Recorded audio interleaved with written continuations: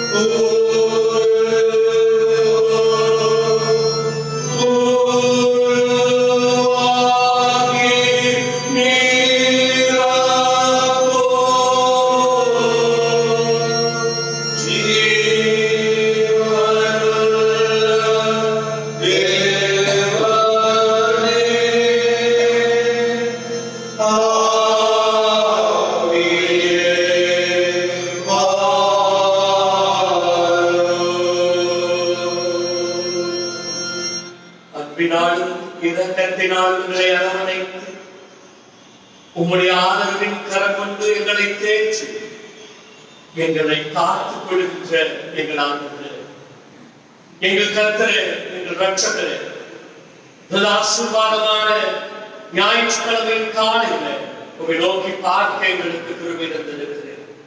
இந்த மாதத்தில கடைசி ஞாயிற்றுக்கிழமை சுவாமி ஆண்டவரின் கிருபைகளையும் ஆண்டவரின் இரக்கத்தையும் உணரத்தக்கதாய் கர்த்தர் இந்த மாதம் முழுவதும் எங்களோடும் எங்கள் வாழ்வோடும் இருந்து நம்பிக்கையின் ஆண்டவராய் சவால்களை எதிர்கொள்ளவும் போராட்டங்களின் மத்தியில் துணிந்து நிற்கவும் இல்லாமையின் மத்தியில் நிறைவை கண்டுகொள்ளவும் நீர் பாராட்டின தயவை நன்றியோடு எண்ணி பார்க்கிறோம் சுவாமி.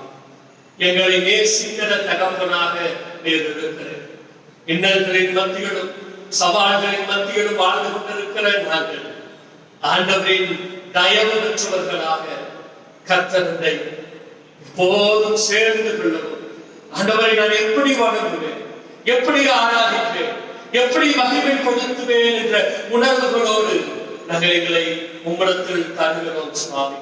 எங்கள் உள்ளங்களில் இடைவிடுகிற கர்த்தர் இதோ இப்போது எங்களோடு பிரசன்னராகி யாரெல்லாம் இந்த இல்லங்களில் ஒன்றாய் குடும்பங்களாய் கூடி நின்று இப்போது உம்மை நோக்கி பார்த்துக் கொண்டிருக்கிறார்களோ கர்த்தர் இவர்கள் ஒவ்வொருவரின் பேரிலும் இரக்கமாய் இருக்கும்படி வேண்டுகிறோம் சுவாமி.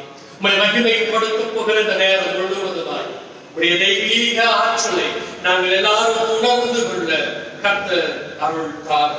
உம்மிடத்தில் நாங்கள் ரட்சிப்பின் அனுபவத்தை பெற்றுக் கொள்ளவும் ஆண்டவர்களை எவ்வளவாய் நேசிக்கிறீர், பாசமாய் எங்களை கவனிக்கிறீர், போஷிக்கிறீர் என்பதை நாங்கள் உணர்ந்து கொள்ளவும் இந்த ஆராதனை எங்களுக்கு துணை செய்யட்டும். திருப்பார்வங்களை தாழ்த்தி ஒப்புக் கொடுக்கின்றோம். நீர் எங்கள் எல்லாரையும் பூரணப்படுத்தும். இயேசுவின் மூலமே கேட்கிறோம் நல்ல கடவுளே, ஆமென். கர்த்தருடைய நாமத்தை நாம் போற்றும்படியாக நாம் எல்லாரும் கிறிஸ்தவ பாமாலைகளில் 19வது பாடல் நாம் எப்படி கடவுளோடு இணைந்து கொள்ள முடியும், அவரை வழிபட முடியும், ஆராதிக்க முடியும் என்பதை உணர்த்துகின்ற அழகான பாடல் கிறிஸ்தவ பாமாலைகளில் 19வது பாடல். எவ்வண்ணமாக கர்த்தரே உம்மை வணங்குவேன், தெய்வீக ஈவை பெறுவேன், ஈடென்ன தருவேன். பாடுவோமா?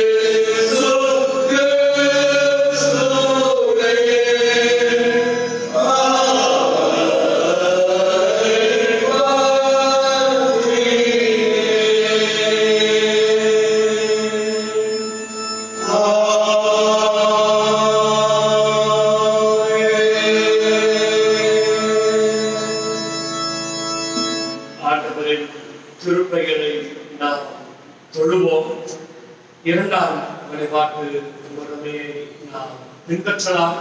நீங்கள் இல்லங்களில் இரண்டாம் வழிபாட்டு முறை புத்தகத்தையோ அல்லது கீர்த்தனைகளின் பின்பகுதியையோ திருப்புவீர்களானால் வழிபாட்டு முறை உண்டு. ஆகவே இதோடு சேர்ந்து இந்த வழிபாட்டு முறைகளை நீங்கள் இணைந்து கொள்ள ஒவ்வொருவரையும் மிக அன்பாக கேட்டுக்கொள்கிறேன். நாம் கடவுளை தொழுவோம். கடவுள் ஆவியாய் இருக்கிறார். அவரை தொழுது கொள்கிறவர்கள் ஆவியோடும் உண்மையோடும் அவரை தொழுது கொள்ள வேண்டும். நம்முடைய பிதாவாகிய கடவுளாலும் கர்த்தராகிய இயேசு கிறிஸ்துவினாலும் உங்களுக்கு கிருபை சமாதானமும் உண்டாவதாக. இது கர்த்தர் உண்டு பண்ணினால் இதிலே கழிவுந்து மகிழ்வோம். ஆண்டவரே, எங்கள் உதடுகளை திறந்தருளும். பிதாவுக்கும் குமாரனுக்கும் தூய ஆவிக்கும் மகிமை உண்டாவதாக.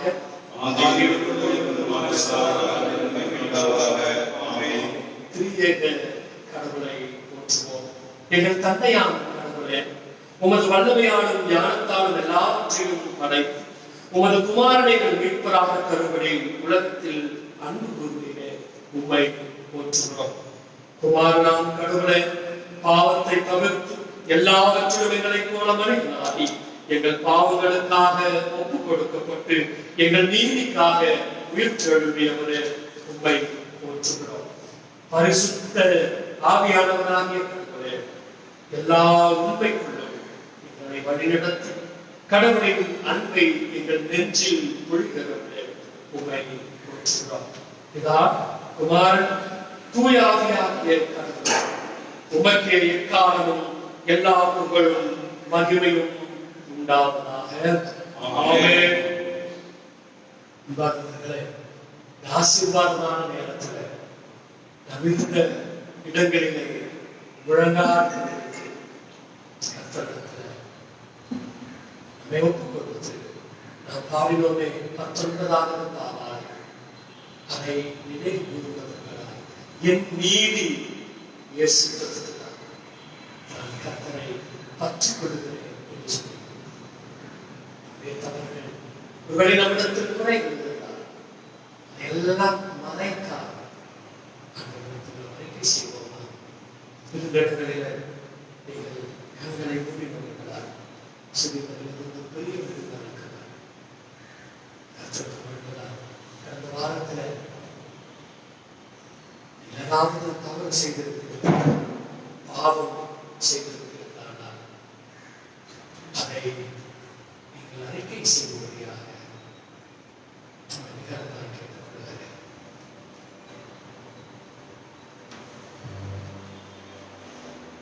இந்த நேரம் வேறு யாருக்கும் கிடைக்கப்பெறாத இந்த இறை வழிபாட்டினை நீங்கள் எல்லாரும் இணைந்து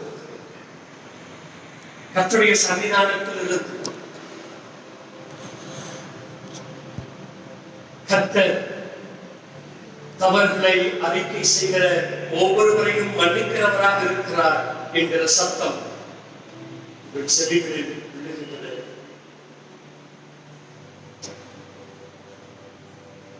கடவுளுடைய அரசு நெருங்கிவிட்டது.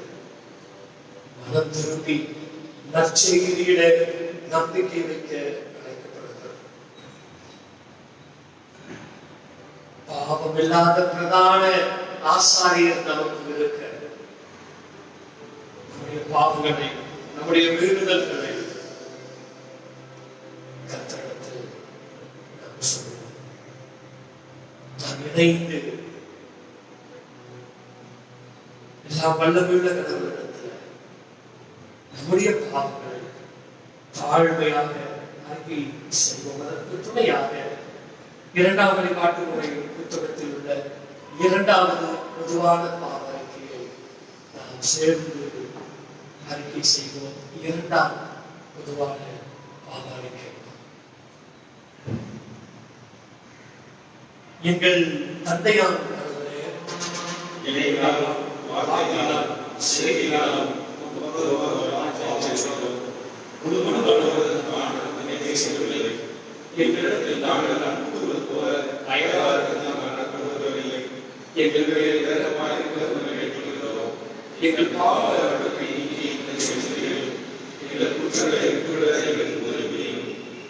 ஆண்டவர் இயேசு கிறிஸ்துவின் மூலமாய் வேண்டுகிறோம் பிதாவே. ஆமென்.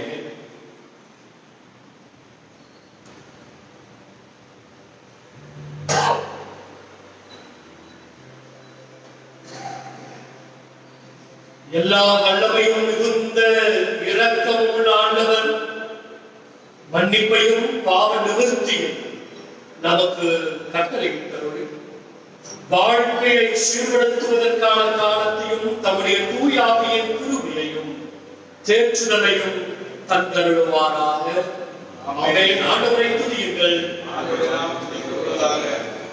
அமர்வோம். திருமறை பாடத்தை நாம் வாசிக்க கேட்கலாம்.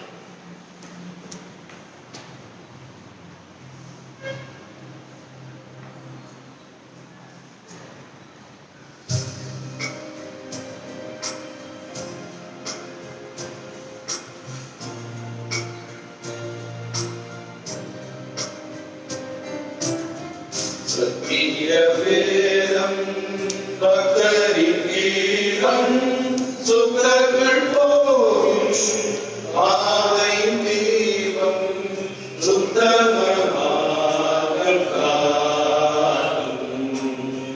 சத்திய வேதம் எத்தனை துன்பம் துயரமாகும் பக்தரை தேற்றிடும் அவசரம். சத்திய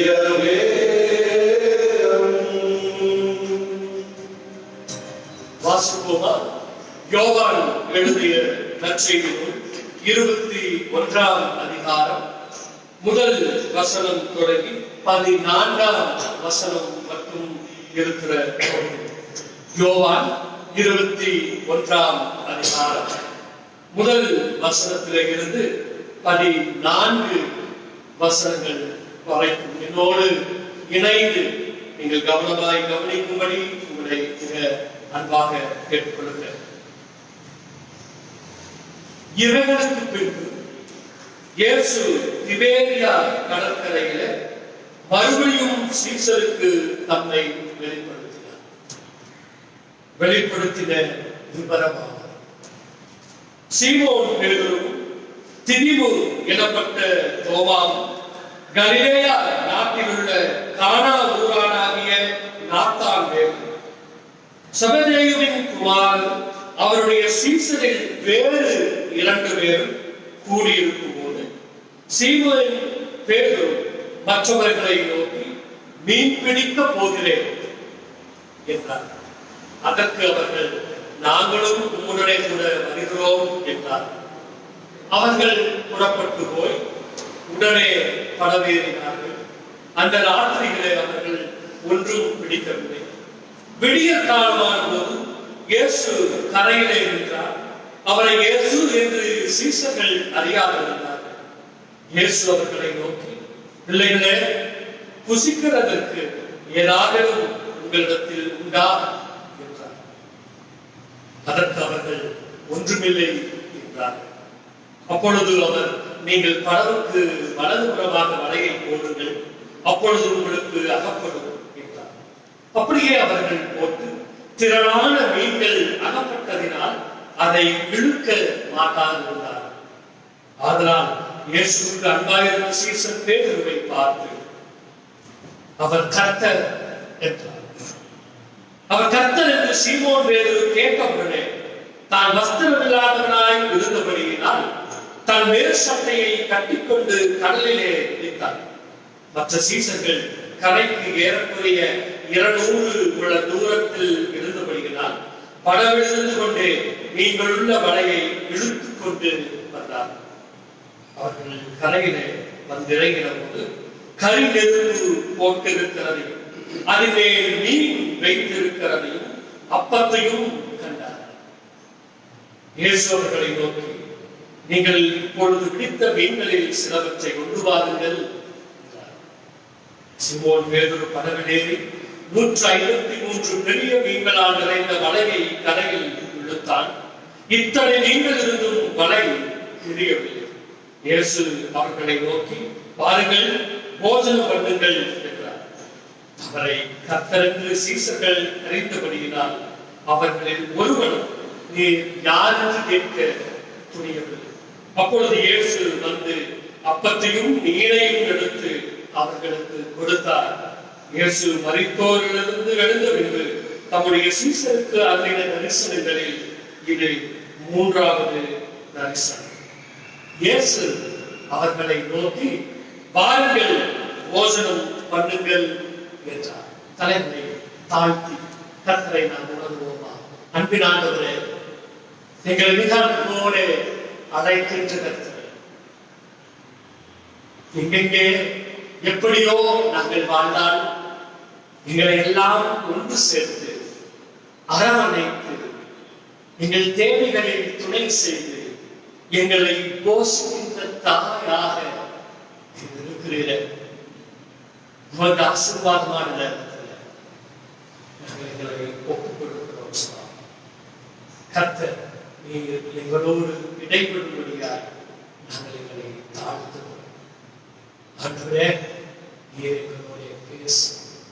எங்களுக்காக நீர் ஆயத்தம் செய்கிற விருந்தை நாங்கள் உணர்ந்து புசிக்கத்தக்க பக்குவத்தை இந்த நாளில் எங்களுக்கு தார். எங்களை தாழ்த்துகிறோம். கிறிஸ்து இயேசுவின் மூலம் வேண்டுகின்றோம்.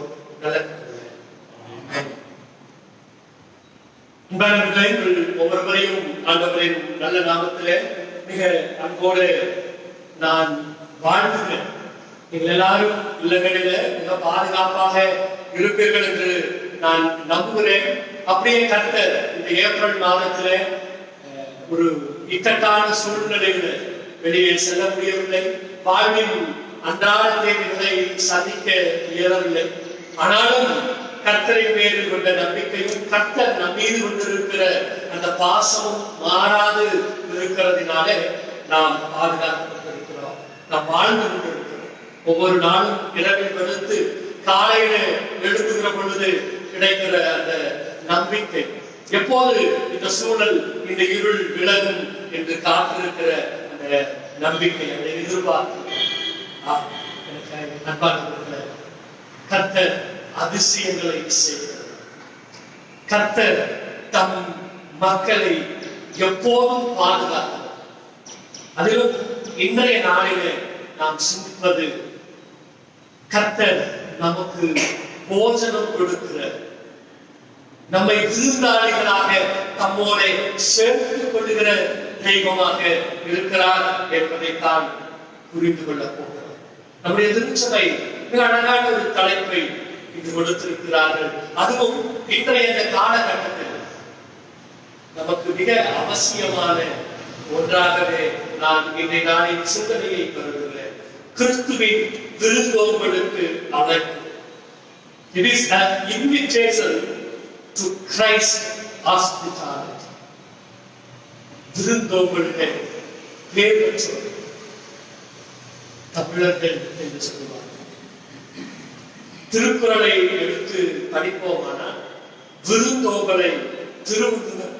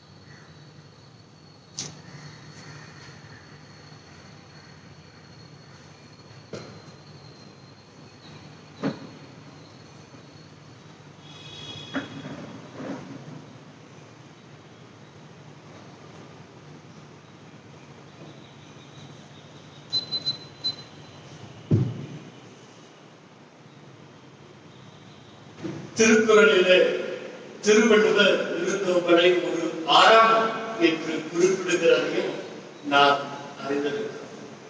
ஆக ஒரு வரமாக போற்றப்படுகிற விருந்தோம். ஹாஸ்பிட்டாலிட்டி, உறவுகளை, வருகிறவர்களை, அந்நியர்களை உபசரிக்கிற அந்த பக்குவம் உங்களுக்கு தெரியும் தானே.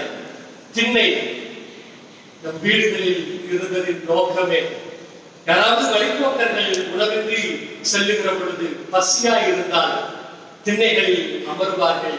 அந்த வீட்டுக்காரர்கள் அவர்களுக்கு உணவு கொடுப்பார்கள். எவ்வளவு பண்பாடு மிக்கவர்களாக வளர்ந்திருக்கிறார். திருமறையை நான் திருப்பி பார்த்த பொழுது, அதுவும் இஸ்ரவேல் சமூகம் விருந்து கொடுக்கிற சமூகமாகவே இருந்தார்கள் என்று நாம் புரிந்து கொள்ள முடியும். எப்போதெல்லாம் கூறினார்களோ அப்போதெல்லாம் விருந்து. அதிலும் உங்களுக்கு தெரியும், இஸ்ரவேல் சமூகம் ஒரு நாடோடி சமூகமாக வளர்ந்தவர்கள். இன்றும் உங்களுக்கு தெரியும் என்று நான் நம்புகிறேன். நாடோடிகளாக வாழ்ந்தவர்கள், வழிபோக்கர்களாக செல்பவர்கள், ஒருவேளை பசியாக இருந்தால் அதை உணர்ந்து அவர்களுக்கு உணவு கொடுக்கிறவர்களாகத்தான் இன்றும் இருக்கிற நொமர்ஸ் அல்லது நாடோடி சமூகம் இருக்கிறார். நான் ஆதியாகமம் 18வது அதிகாரம் இன்றைய பழைய ஏற்பாட்டு பகுதியில ஆபிரகாம் அந்த குடும்பம், அது நாடோடி குடும்பம், உங்களுக்கு தெரியும். மூவர் வருகிறார்கள், குழந்தை பாக்கியம் உண்டாகும் என்று அறிவிக்கிறார்கள்.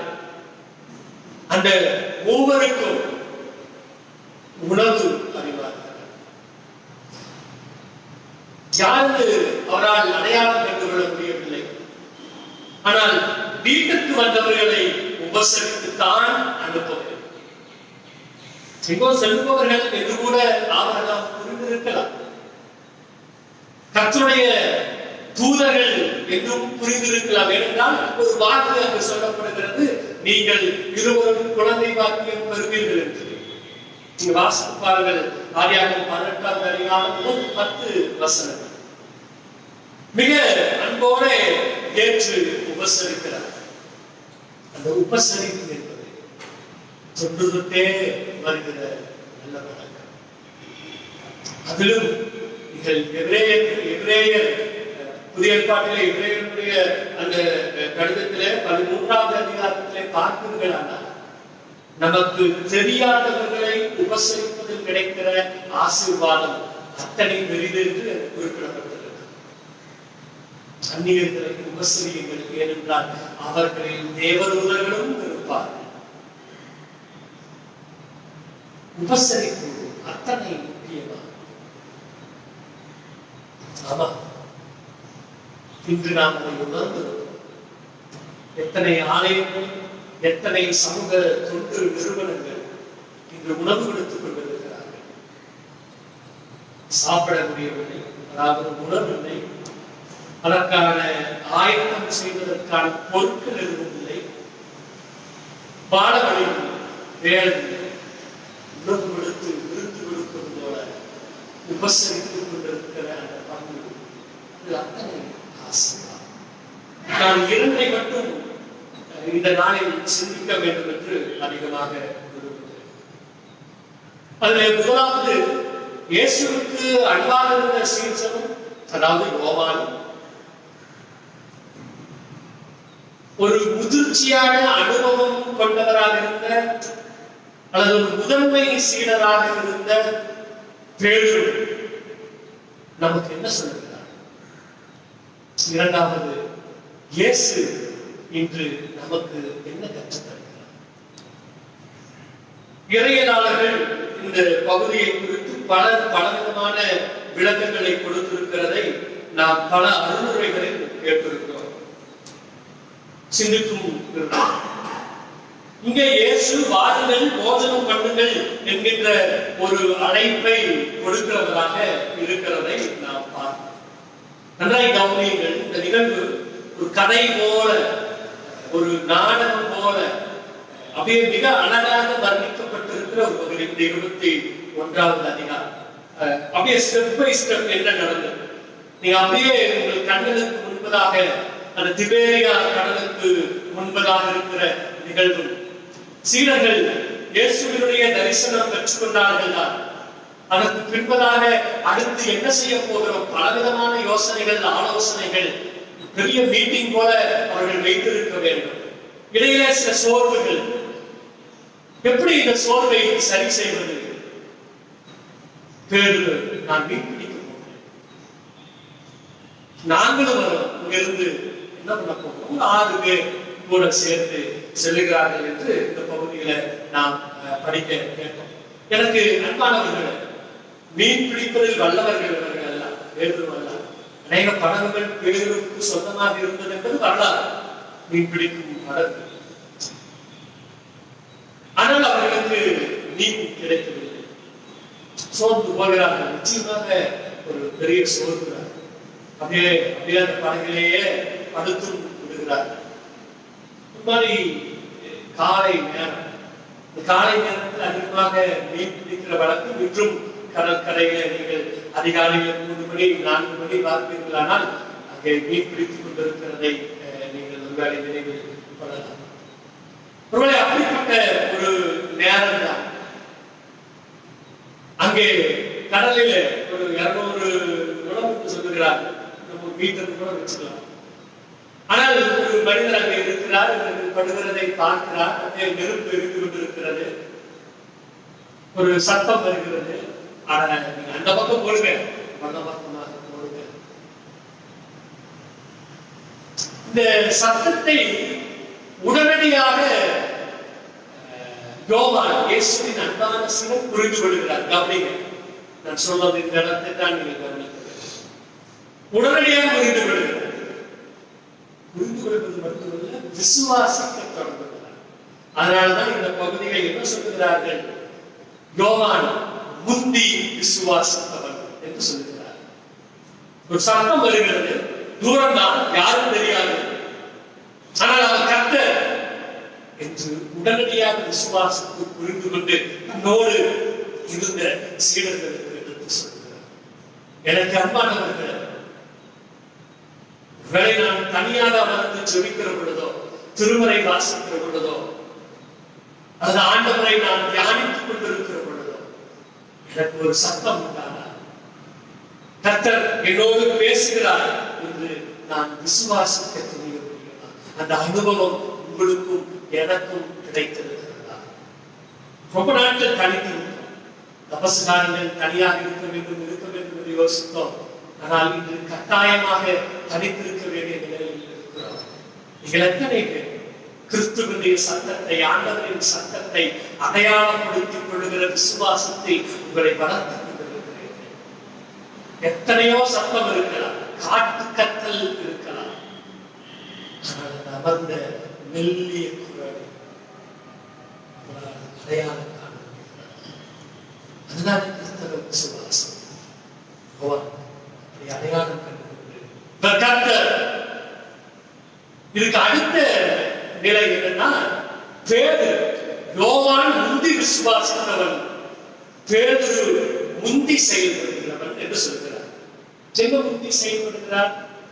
கர்த்தர் என்று தெரிந்த உடனே ஒரு அந்த நாட்டில் மீன் பிடிப்பவர்கள் எப்படி இருப்பார்கள் என்று தெரியும்.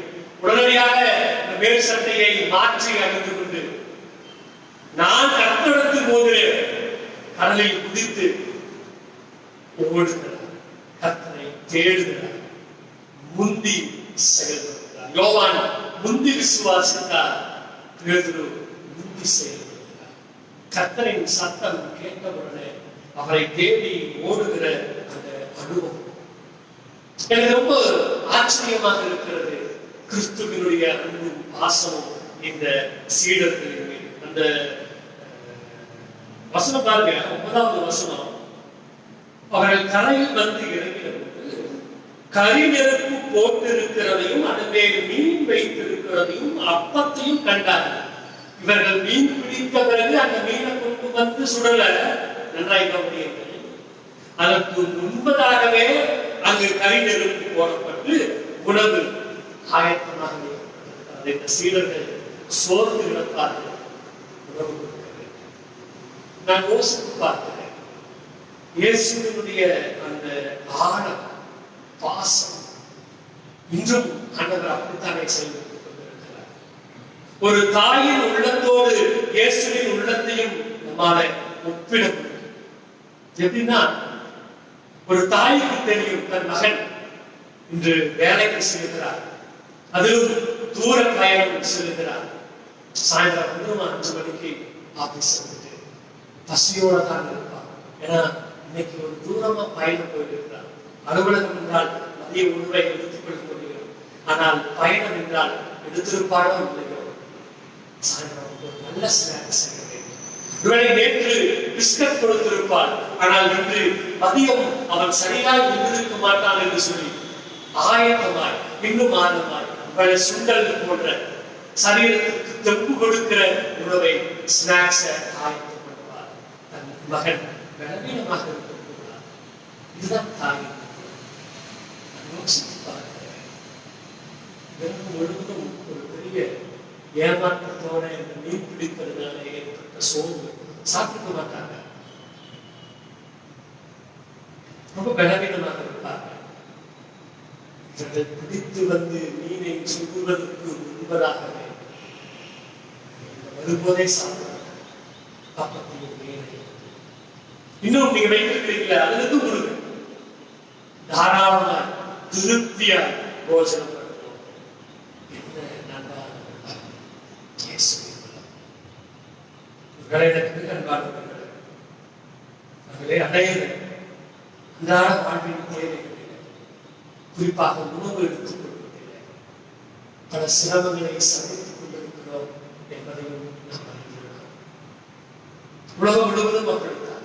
ஏன்னா வேலைக்கு போக முடியல, வெளியே செல்ல முடியவில்லை, அன்றாட தேவைகளை சந்திப்பதற்கு கையில காசு பணம் இல்லை, பொருட்களை வாங்க முடியவில்லை, காய்களை வாங்க முடியவில்லை, அரிசி வாங்க முடியவில்லை, எண்ணெய் வாங்க முடியவில்லை, சாப்பிட முடியவில்லை. பலர் பல நிலைகளில் கொண்டு வருகிறார்கள். இதோ நான் உங்களுக்கு சொல்லுகிறேன், பிரியமானவர்களே, நம்முடைய ஆண்டவர், நம்முடைய ரட்சகர் நம்மை போஷிக்கிறவராக எனக்கும் வழி இல்லாத பொழுது காகங்களை கொண்டு எளியாதை போஷித்த ஆண்டவரைக்கான நீங்களும் நானும் வழிவிட்டுக் கொண்டிருக்கிறோம். எதற்கு சோர்வு, எதற்கு ஏமாற்றம்? கர்த்தர் நம்மோடு இருக்கிறார். அதிசயங்களை செய்கிற ஆண்டவர் நம்மை போஷிக்கிறார். நம்பிக்கையோட நம்மை ஒப்புக் கொடுப்போம். அந்த சீடர்களை பார்த்து ஆண்டவர் அழைத்ததை நான் எண்ணி பார்க்கிற பொழுது எனக்கு ஒரு பாடல் ஞாபகத்துக்கு வருகிறது. திருவிருந்து வழிபாடுகளில் பாடுவோம். கிறிஸ்தவ பாமாலைகளில் 198வது பாடல், விருந்தை சேர்ந்தேன் அழைக்கிறார் என்ற அழகான பாடல். அந்த பாடலிலே ஒரு சில சரணத்தை நாம் பாடலாம் என்று நான் நினைக்கிறேன். வேலை முதலாவது சரணத்தையும் 3வது சரணத்தையும் நாம் பாடலாம். முதல் சரணம், 3வது சரணம். கர்த்தர் வாருங்கள் போஜனம் பண்ணுங்கள் என்று சொன்னது போல ஆண்டவரின் விருந்தில, ஆண்டவரின் போஷணத்தில நாம் நம்மை இணைத்துக் கொள்ள ஒப்புக் கொடுத்தவர்களாக கிறிஸ்தவ பாமாலைகள் 198வது பாடலில் முதல் மற்றும் 3வது சரணங்களை நாம் பாடலாம்.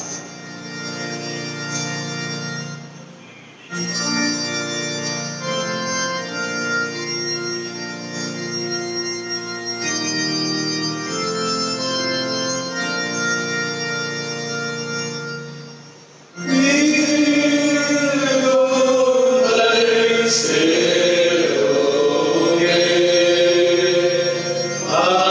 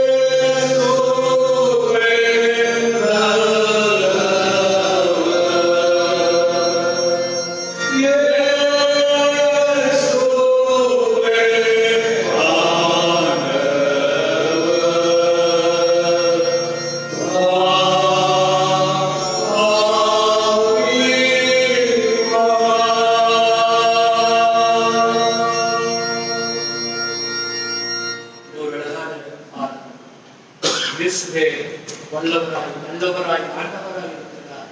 அந்த மீட்பரின் பாடத்தை நாம் சேர்ந்து பிடித்துக் கொள்வோம். கர்த்தர் வாழ்வை மாற்றுகிறார். நம்பிக்கையோடு காத்திருப்போம். இன்னும் சில நாட்கள் கழித்து ஒரு புதிய மாதத்திற்குள் செல்ல இருக்கிறோம். ஆண்டவர் நம்மோட கூட இருக்கிறார். நம்மை பார்த்து நம் தேவைகளை பார்த்து அந்த தேவைகளை சந்திக்க நமக்கு முன்பதாக அந்த தேவைகளையே ஆயத்தம் செய்து வைத்திருக்கிறது. அதை நமக்கு சுத்தமாக சீடர்கள் இயேசுவோடு சேர்ந்து கொண்டு அந்த கறி நெருப்பில் இருந்த அந்த அப்பத்தை அந்த மீனை உணவாய் கொண்டு பலன் பெற்றது போல, தாங்கள் வைத்திருந்ததையும் சேர்ந்து பகிர்ந்து கொண்டது போல, நாமும் கர்த்தர் நமக்கு கொடுக்கிற அந்த போஷணத்தை, அந்த உணவை உட்கொண்டு கடக்கிற அந்த போஷணத்தையே மற்றவர்களுக்கும் பகிர்ந்து கொடுக்க அழைக்கப்படுகிறோம். அழைக்கிற உறுதியாக கர்த்தர் எல்லாருக்கும் அனுகிரகம் தருவாராக. தலைகளை தாழ்த்துவோம். ஆண்டவரை நோக்கி பார்க்கலாம். நல்ல ஆண்டவரே, நீர் எங்களோடு பேசினதற்காய் உங்களுடைய மெல்லிய குரல் எங்கள் செவிகளில் தொனித்துக் கொண்டிருக்கின்றன. தாயுள்ளத்தோடு திபேரியா கடற்கரையில் நீங்கள் கிடைக்காமல் போராடின இந்த சீடர்களை பார்த்து சொல்லி, இங்கே போடுங்கள், நீங்களை கொடுத்தேன், உணவை ஆயத்தம் செய்து விருந்து படைத்து, நாங்களும் நீங்கள் கிடைக்காமல் அவதியுற்ற சீடர்கள் போல உணவு கிடைக்காமல் உணவுக்கு வழி இல்லாமல் அவதியுற்றுக் கொண்டிருக்கிறோம். கர்த்தாவே, இந்த நிலை மாறுபடியா, உணவு கிடைக்கும்படியா, எங்களை நீர் போஷிக்கும்படியா, அற்புதம் செய்யும்படியா நன்றாக ஒப்புக்கொடுக்கும். நேரத்தில் கொரோனாவினால் பாதிக்கப்பட்ட நிலையில்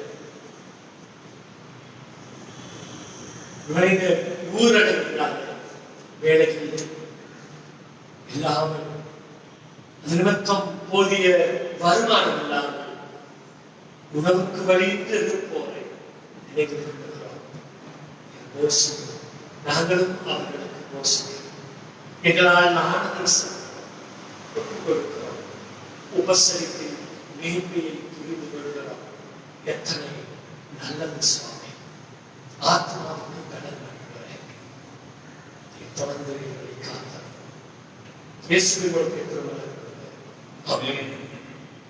தொடர்ந்து உலக திருச்சபையாரோடு இந்த ஞாயிற்றுக்கிழமை நாளில நம்முடைய விசுவாசத்தை அறிக்கை செய்யும்படியாக அப்போஸ்தலர் விசுவாச பிரமாணத்தை நாம் ஏறெடுக்கலாம். என்னோடு சேர்ந்து அப்போஸ்தலர் விசுவாச பிரமாணத்தை சொல்லும்படியாக உங்களுக்கு அன்பாக கேட்டுக்கொள்கிறேன். வானத்தையும் பூமியையும் படைத்த சர்வ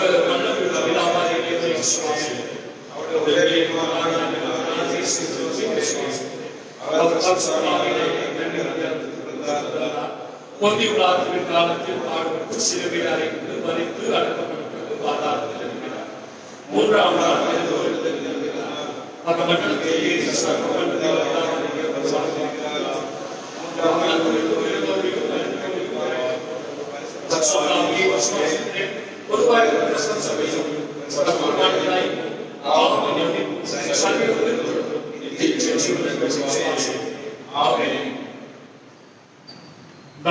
மீண்டுமாக நான் உங்கள் ஒவ்வொருவரையும் வாழ்த்துகிறேன். சிலவற்றை நீங்கள் நினைவில் நிறுத்திக் கொள்ள அன்பாக கேட்டுக்கொள்கிறேன்.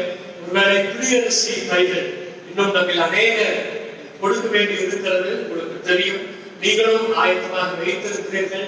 எப்படி கொடுப்பது? ஒருவேளை உங்களுக்கு உதவி தேவைப்படும் மகன் சிலரை தொலைபேசியில தொடர்பு கொண்டீர்கள்.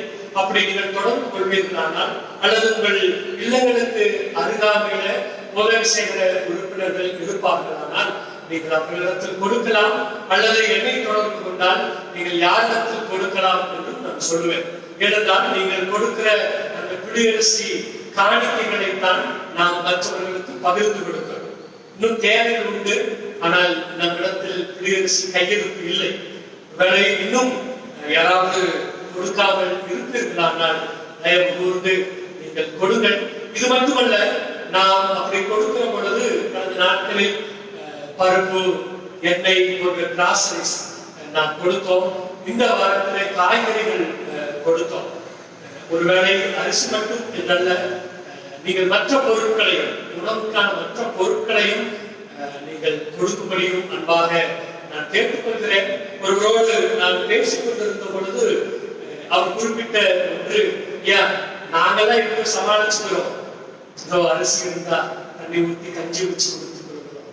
ஆனால் குழந்தைகள் அவங்க புஸ்தகம் சிப்ஸோ இப்படியெல்லாம் சாப்பிட்டுதான் சாயந்தர நேரத்தை பொழுதை கழித்திருக்கிறார்கள். இது அவர்களுக்கு எதுவும் வாங்கி தர முடியவில்லை, அதற்கான பணம் இல்லை. பால் வாங்கி கொடுக்க முடியவில்லை. மிகுந்த வேதனையாக ஒருவேளை கர்த்தர்களோடு பேசுவாரானால் குழந்தைகளுக்குரிய தின்பண்டங்கள் நீங்கள் வாங்கி தருவீர்களானால் அதையும் பகிர்ந்து கொடுக்க நாம் முயற்சிகளை மேற்கொள்ளலாம். ஆகியவற்றை நீங்கள் நினைவில் நிறுத்திக் கொள்ளுங்கள். நீங்கள் ஜெபியுங்கள். இன்னும் எத்தனை நாட்கள், எத்தனை வாரங்கள், எத்தனை மாதங்கள் என்று நமக்கு தெரியாது. இருப்பினும் கர்த்தரிடத்தில் கொண்டிருக்கிற நம்பிக்கையை விடாமல் நாம் ஆண்டவரை தொடர்ந்து நாம் வழிபட அழைக்கப்படுகின்றோம். அப்படியே நான் கடந்த வாரத்தில் குறிப்பிட்டபடியே அரசு மருத்துவமனைக்கு ரத்தம் உடனடியாக தேவைப்படுகிறது. வேலை நான் கடந்த ஆண்டு 50-60 பேர் ரத்தம் கொடுத்திருக்கிறோம். வாலிபர்கள், பெரியவர்கள் சொல்லி நான் நம்முடைய திருச்சபை வாலிபர்களுக்கும் அழைப்பு கொடுக்கிறேன், பெரியவர்களுக்கும் அழைப்பு கொடுக்கிறேன். ரத்தம் கொடுக்க விரும்புவோர் என்னை தொடர்பு கொள்ளுங்கள். எப்படி வெளியே வந்து ரத்தம் கொடுப்பது, உங்களுக்கு அதுக்குரிய பாஸ் ரெவென்யூ டிபார்ட்மெண்ட் மூலமாக வாங்கி தரப்படும். ஆகவே நீங்கள் ஒரு பெயரை கொடுத்தால் போதும், மற்ற நீங்கள் வருவதற்குரிய அத்தனை ஒழுங்குகளையும் நாம் செய்து தருகிறோம். ஆலயத்துல வைத்தே, குளத்தில் வைத்தே நாம் அந்த ரத்த தானத்தை செய்யவும் இருக்கிறோம். ஆக இந்த காரியங்களை நீங்கள் மனதில் நிறுத்திக் கொள்ளுங்கள். மற்றவர்களுக்கு உதவி செய்வதற்கு நீங்கள் பொருட்களாக அல்லது இயலாதவர்கள் பணமாக கூட நீங்கள் உதவி செய்யும்படியாகவும் உங்களை அன்பாக கேட்டுக்கொள்கிறேன். கர்த்தர் நமக்கு எப்போதும் பக்கமாக, பட்சமாக, பாதுகாப்பாக இருப்பார் என்ற அந்த நன்றி உணர்வுகளோடவும், எப்போதும் ஆண்டவரனை நம்முடைய மனமும், நம்முடைய உள்ளமும், நம்முடைய செயலும் இணைந்தே இருக்க வேண்டும் என்பதையும் நினைவில் கொண்டு நாம் எல்லாரும் குடும்பமாக பிள்ளைகளோடு சேர்ந்து அமர்ந்து ஆண்டவருடைய வார்த்தைகளால் நாம் போஷிக்கப்பட வேண்டும் என்ற உணர்வுகளோடவும் கீர்த்தனைகளில் 219வது பாடலை நாம் பாடலாம். நித்தம் முயல் மனமே, பரிசுத்த ஜீவியத்தில் மெத்த வளர நீ நித்தம் அத்தம் இயேசுவினில் பக்தியாய் அமர்ந்து சத்திய வேதத்தால் நித்தம் உன்னை போஷ். இணைந்து நாம் பாடுவோம் 219வது.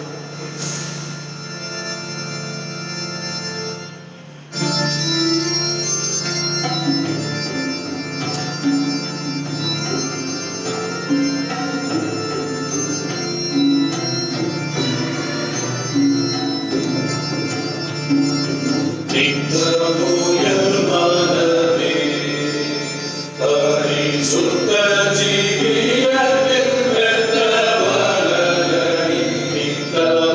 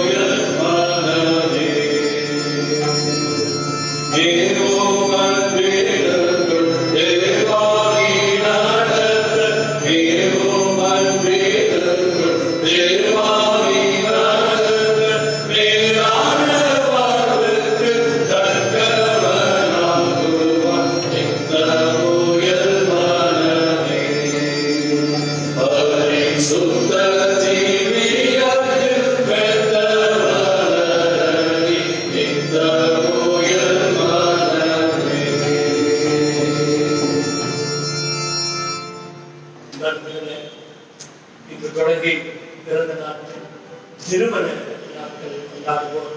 நம்முடைய உண்டு புதிய கர்த்தருடைய அனுக்கிரகத்தை அவர்கள் பெற்றுக் கொள்ளும்படியாக கர்த்தர் இவர்கள் ஒவ்வொருவரையும் ஆசீர்வதிக்கும்படியாக புதிய ஆண்டின் புது கிருபைகளை பெற்றுக் கொள்ளும்படியாக நம்மை வாழ்த்தி ஜெபிக்கிறோம்.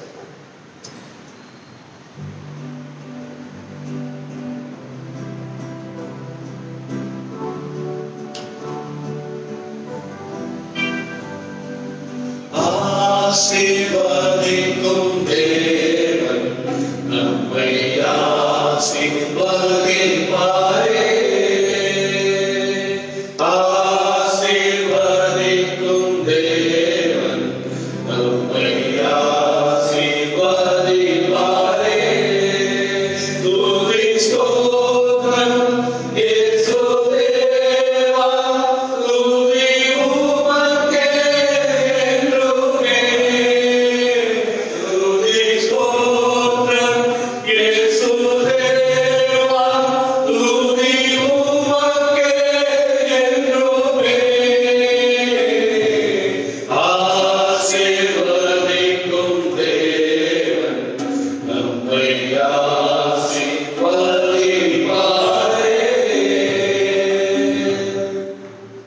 தலைகளை தாழ்த்தி இருக்கும் இடங்களிலே கர்த்தரை நோக்கி ஜெபிப்போம். நம்முடைய தேவைகளுக்காக, நம்முடைய வாழ்வின் பாதுகாப்புக்காக கர்த்தர் நம்மை ஒவ்வொரு நாளும் பராமரிக்கும்.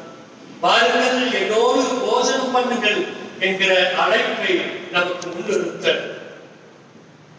கர்த்தரிடத்தில் ஆண்டவரே, இதோ நீர் எங்களை அழைக்கிறேன், நாங்கள் மண்டை வருகிறோம், எங்களை நீர் வாழ்வித்தரும், எங்களை நீர் போஷிக்கிறோம். கர்த்தரிடத்தில் நாம் ஜெபிக்கிறோம். நல்ல ஆண்டவரே, கிருபைகளின் கர்த்தரே, உங்களிடத்தில் நாங்கள் கிருபை பெற்றிருக்கிறோம், இரக்கம் பெற்றிருக்கிறோம். ஆகவேதான் இந்த இக்கட்டான நிலைகளிலும் அசாதாரண சூழல்களிலும் மன அமைதியோடு வாழ முடியும். இவருடைய தேவைகள் எல்லாம் குறைந்திருக்கிறது. ஒருவேளை நிச்சயம் எங்களுக்கு என்ன வேண்டுமோ அந்த தேவைகள் சந்திக்கப்பட நீர் எங்களுக்கு உதவ வேண்டும் சொன்னோம். எண்ணி பார்க்கிறோம். பல நிலைகளில் எங்களை பாதுகாத்துக் கொள்கிறது. இனி என்ன நடக்க போகிறது? இனி இந்த அரசாங்கம் என்ன எங்களுக்கு சொல்லுவார்கள்? இந்த மருத்துவர்கள் என்ன செய்தியை சொல்லுவார்கள்?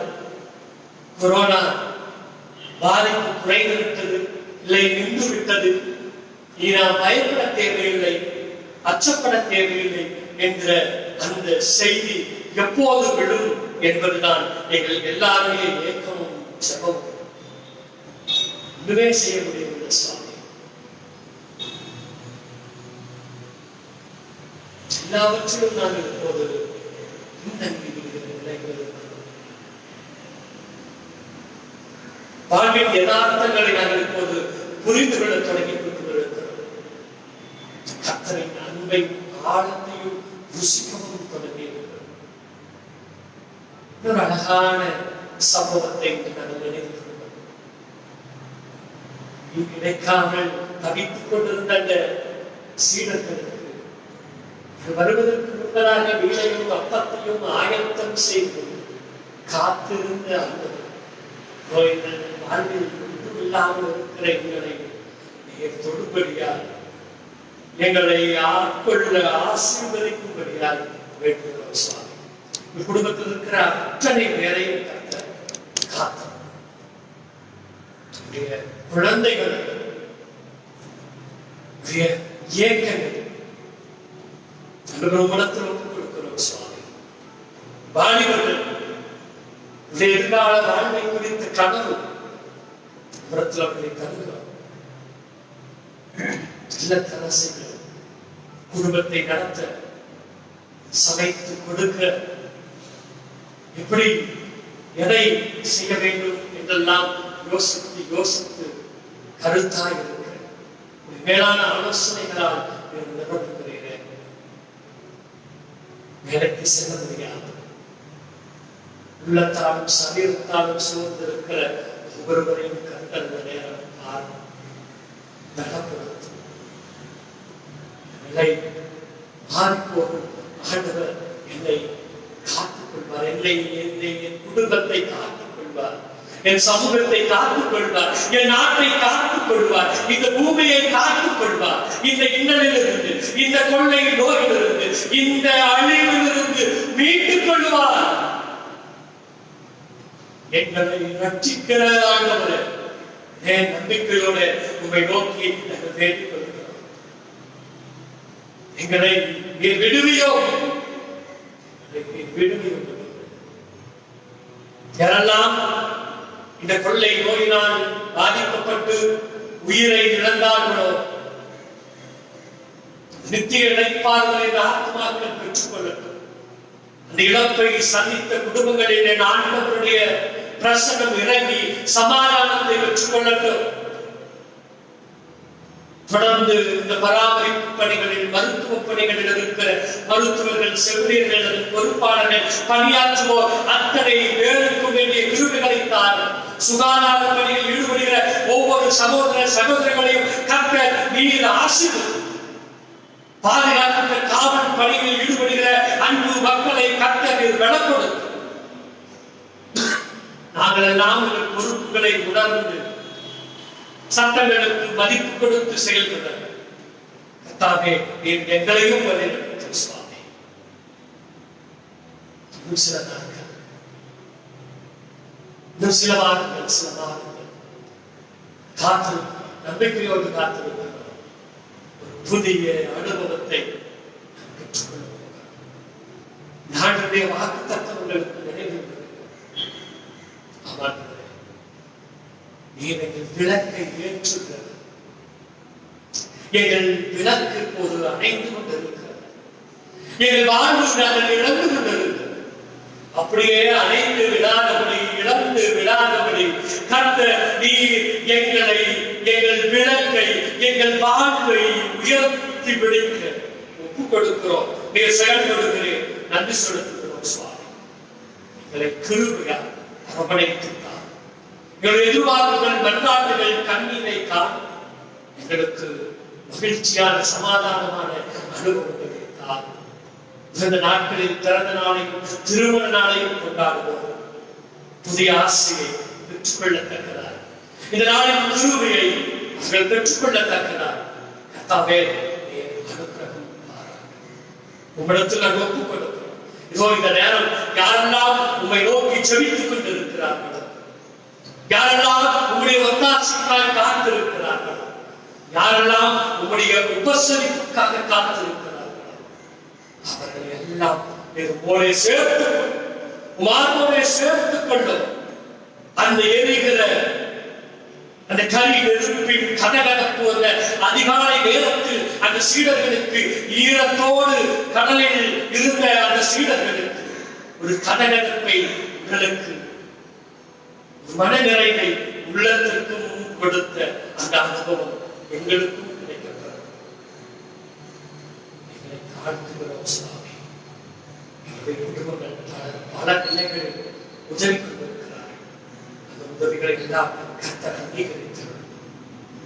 இன்னும் மேன்மைகளையும் நாங்கள் பெற்று மற்றவர்களுக்காக வாழ எங்களை வழிநடத்தும். உபாதம் கொடுக்கிறோம் சுவாமி. இதை தொடர்ந்து எங்களை பொறுப்பு இயேசு கிறிஸ்துவின் மூலமே கேட்கிறோம். நாம சேர்த்து சொல்லுவோமா? பரமண்டலங்களில் கரைவிடாவே உடைய நாமம் உடைய ராஜ்யம் உடைய சித்தம் அந்த எங்களுக்கு விரோதமாய்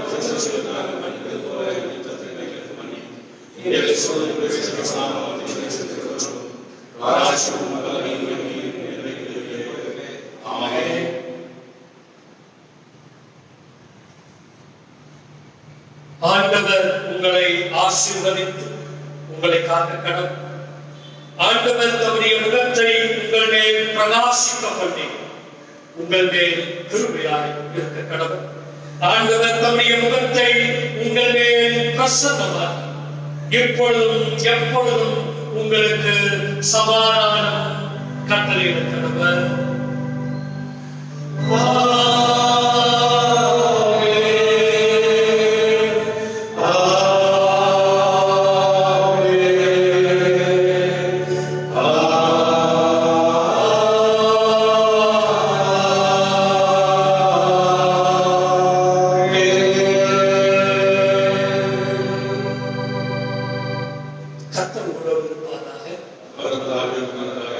சமாதானத்தோட வாழ்ந்திருப்போமாக.